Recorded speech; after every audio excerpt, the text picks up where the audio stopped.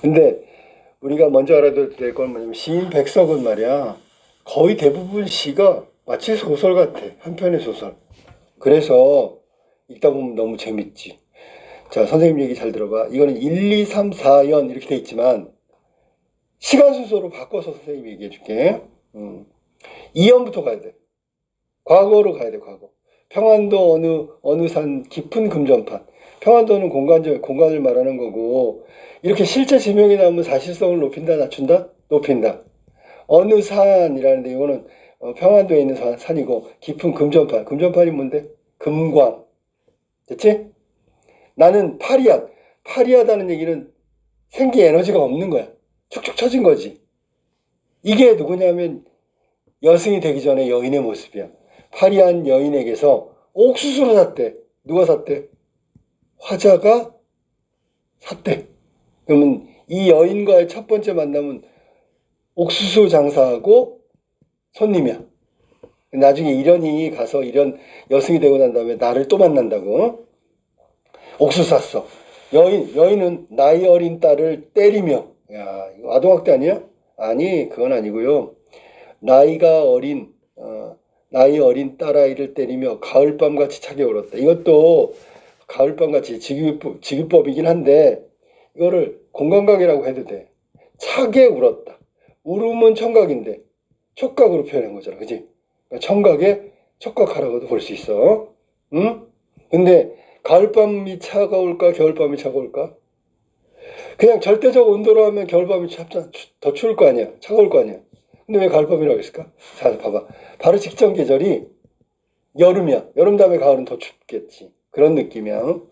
자, 여기 이연인데 이게 화자가 여인을 처음에 만났을 때 옥수수 사고 옥수수 팔던 여인과의 만남을 얘기한 거다. 알았지?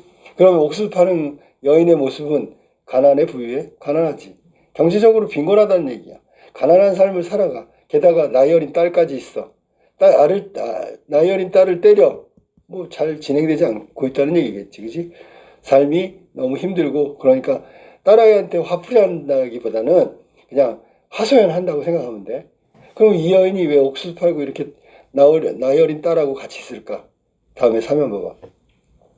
섣벌. 이건 들판에 버리니까 막 여기저기 떠돌아다니는 남편이야. 섣벌같이 나아간 지아비 남편. 돈을 벌러 나갔는지 아니면 그냥 뛰쳐나갔는지 몰라. 아무튼 여인 옆에 없다는 얘기야. 그럼 여인은 딸아이를 어떻게 키워? 혼자 힘으로 키워야지. 힘들겠어 안 힘들겠어? 힘들겠지. 섣벌같이 나간 지압이 기다린 지 10년 전에 나갔구나. 그럼 거의 안 돌아온다는 얘기지, 그지? 지압이는 돌아오지 않고 여인은 혼자 남아서 딸아이를 키워야 되는데 생계가 막막하니까 옥수수 팔았던 거야. 그러면 여인한테는 딸아이를 때렸지만 딸아이가 마지막 남은 유일한 희망이네, 희망. 근데 어린 딸이 도라지 꽃이 좋아 돌무덤으로 갔대. 무슨 뜻이야?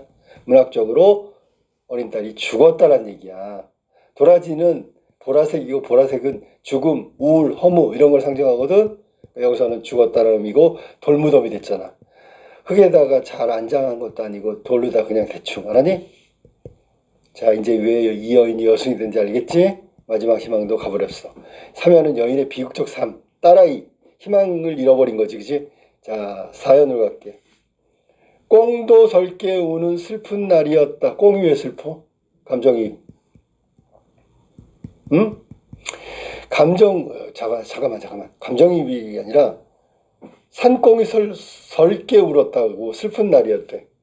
이거를 자, 선생님은 감정이입이라고 생각하는데 혹시라도 학교 선생님이 객관적 삼관물이라고 하면 객관적 삼관물이라고 할 수밖에 없는 거야. 어? 자, 학교 수업에 충실하기를 바래. 그래서 산꽁도 설게 우는 날 슬픈 동그라미 쳐. 제일 중요한 말. 정서 표현 나타났다. 직접이다, 간접이다? 직접이다. 됐지? 산꽁이 왜 설게 울었을까? 이 한많은 여인이 뭐가 됐다? 여승이 됐다, 여승. 그러니까 산꽁도 같이 슬퍼서 울고 있는 것 같아. 울고 있는 것 같아. 됐죠? 아니면 산꽁 보니까 슬퍼져. 이러면 객관적 상관물이 되는 거야. 자, 산절. 산 위에 있는 절인데 마당 귀가 뭐야? 구퉁이지. 아니 그 스님 되려면 마당 한가운데서 당당하게 되지. 아니 저 구석탱이에서 여인의 머리카락이 머리오리가 머리카락이야. 눈물방울과 같이 떨어진 날이었다. 무슨 날이야? 여인이 여승된 날이지. 자, 그러면 눈물방울이 줄줄 흘렀겠지. 떨어졌겠지. 상승이 하강이야? 하강이야, 하강. 하강의 이미지가 나타난다? 나타나고 있지. 눈물방울이 바로 떨어졌으니까 하강의 이미지지. 여승이 된 날이야. 이렇게 해서 여승이 된 거야. 제목 여승은 이 여승을 말하는 거야. 그런데 여기서 끝나는 게 아니라 1년으로 다시 갈게. 지금 한 건 시간 순서야. 2, 3, 4, 1 시간 순서.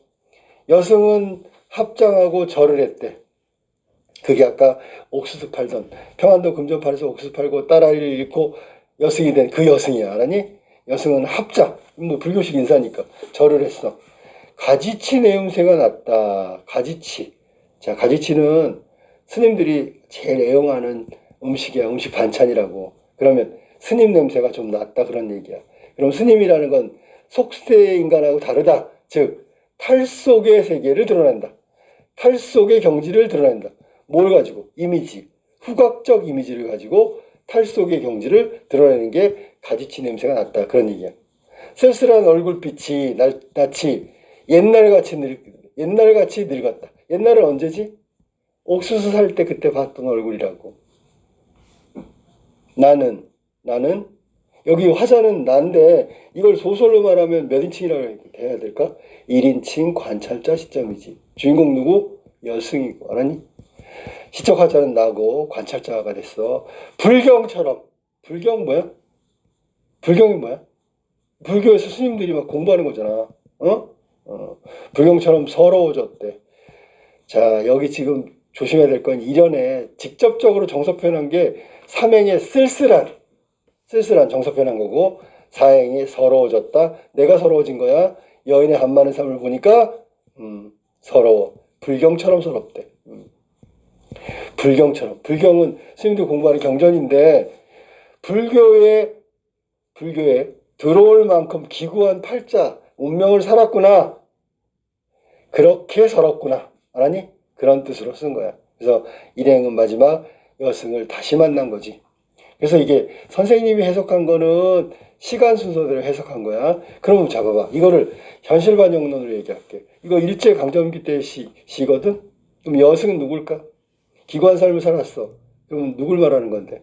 여승은 바로 일제강점기 기구한 삶을 살아가는 조선인의 모습을 표상한 거다. 그래도 된다고. 이건 현실 반영론이야.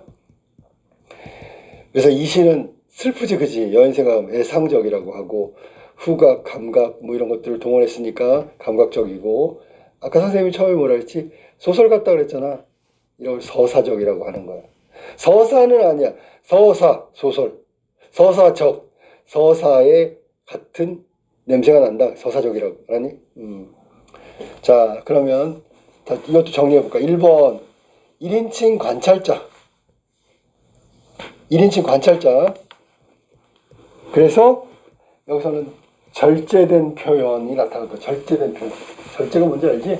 참는 거야. 절제된 표현. 그 다음에 두 번째, 감각적 어휘. 뭐 후각도 나오고, 아까 차다 그러니, 차다. 촉각도 나오고, 공감각도 나오고, 그러니까 감각적 어휘를 사용해서 비극을 극대화했다. 생동감 있게 표현했다. 뭐 이렇게 되고, 비극적 정서를 생동감 있게 표현했다. 감각은 정서의 생동감. 뭐 이거야. 그 다음에 역순행적인 방식으로 서사를 구성하고 있다. 맞지, 그지? 처음에가 현재고, 이연부터 과거가 되는 거야. 현재에서 과거로 갔으니까 역순행적이라고 하는 거야. 그 다음에 여기 나온 여인의 가족은 남편은 집을 나가고 아이는 죽었잖아. 이런 가족 비극은 어디서 왔다고?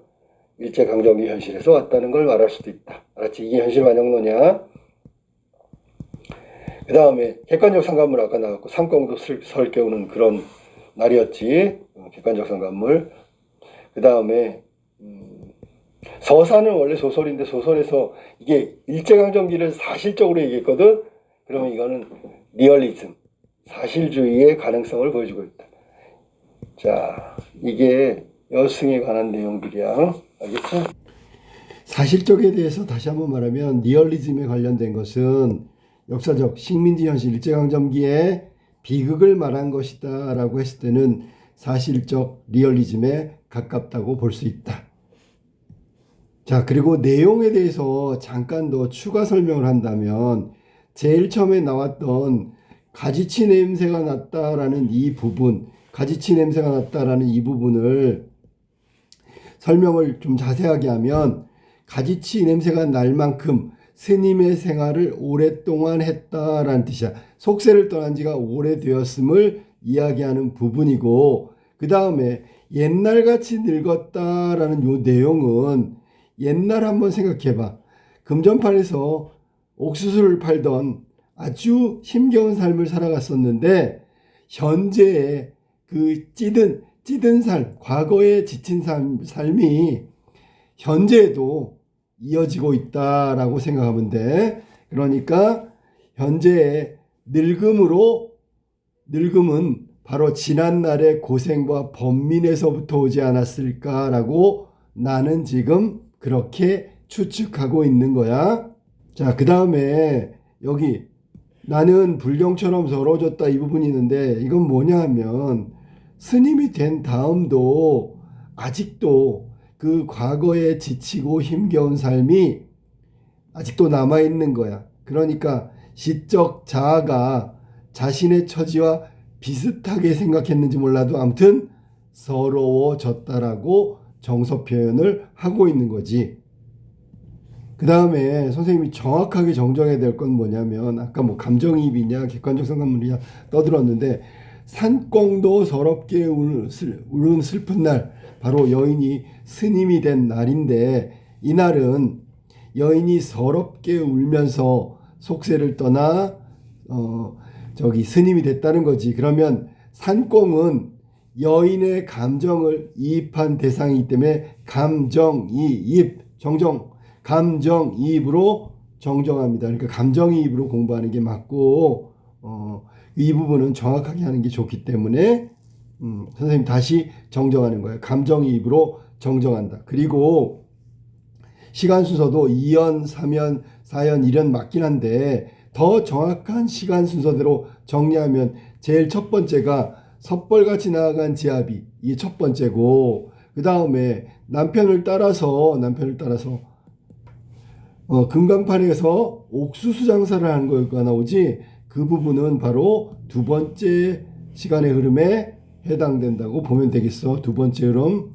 그리고 난 다음에 나는 여인에게서 옥수수를 샀기 때문에 이게 세 번째에 해당된다. 세 번째 3번에 해당되는 거야. 3번. 그러니까 남편이 나가고 여인은 아이와 함께 남편을 찾았고 나는 금전판에서 옥수수 장사하는 여인에게서 옥수수를 산 거고, 그 다음에 네 번째는 바로 아이가, 어린 딸이 도라지꽃이 좋아 돌무덤으로 갔다. 이게 네 번째 시간 순서에 해당되고, 그 다음에 다섯 번째는 여인이 속세와 인연을 끊고 눈물방울과 같이 떨어진 날, 여승이 된 날, 이게 다섯 번째 시간 순서라고 정리하면 돼. 그 다음에 마지막으로 현재의 내가 여인을 만난 거잖아. 여인을 만난 부분이 여섯 번째다. 여승은 합장을 하고 절을 했다. 나에게 절을 했단 말이야. 이게 여섯 번째에 해당되는 시간 순서다. 그러니까 이 정리를 잘해야 돼. 남편이 떠난 것부터 시작하면 사면에 요 앞부분부터인데 연으로 하면 2연이고 2연은 사면의 첫 부분 섣벌같이 지아비가 나간 다음에 그 다음에 서사적인 흐름이 이어진다고 생각하면 정확한 시간 흐름으로 정리가 된 거라고 볼 수 있어. 자, 이렇게 서사적이면서 뭐 이 시를 읽고 눈물이 핑 돌진 않겠지만 그래도 슬픈 내용, 일제강점기를 살아가는 조선인들의 뭐 비참한 모습이라고 할까, 뭐 그런 힘겨운 삶과 처절한 삶에 대해서 한 번쯤 생각해 볼 수 있는 뭐 시라고 보면 돼. 알았니? 겨우겨우 목숨을 부지하면서 살아갔던 일제강점기 조선인, 우리 조상들의 모습이고, 이런 모습을 봤을 때 우리는 절대로 역사적 의미의 반성을 주저하고 있는, 미루고 있고 핑계대는 일본에 대해서도 냉철한 인식을 가지고 접근해야 된다. 이렇게 하면서 마무리할게.